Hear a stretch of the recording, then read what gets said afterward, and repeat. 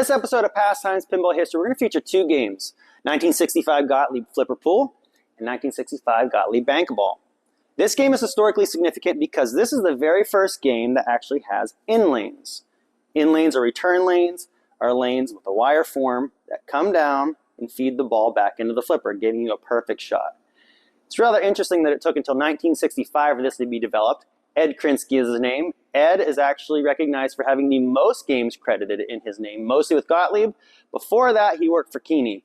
There are a few differences about these games. This one is an add-a-ball version, and this one is a replay version.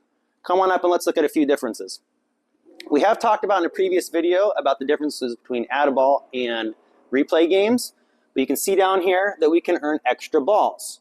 So this game has what's called a ball count unit in the back box. If we come on over here and check this game out, Bankable, let's look around the back side of this one. We have what is called a match unit, and a match unit allows the player to have a randomized award of earning a free game.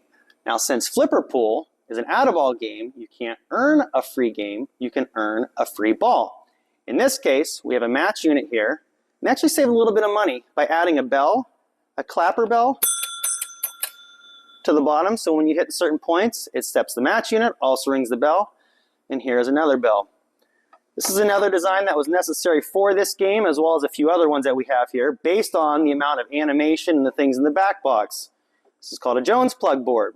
And why this unfortunately didn't work out super well is because this board, what happens is you can take these plugs apart. That way you can separate the game, you can take the head off for transportation. Here we go, work these ones out. And that way the distributors could roll these out into different locations.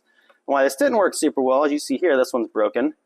Because if these are separated, this board would fall out between the hole, a lot of times get stepped on or get rolled over by a dolly, for instance, and get broken as we see here. So this is a short-term solution to a problem. Didn't last very long for this reason. So we have a few other games that have that type of board. We have one down here, 300.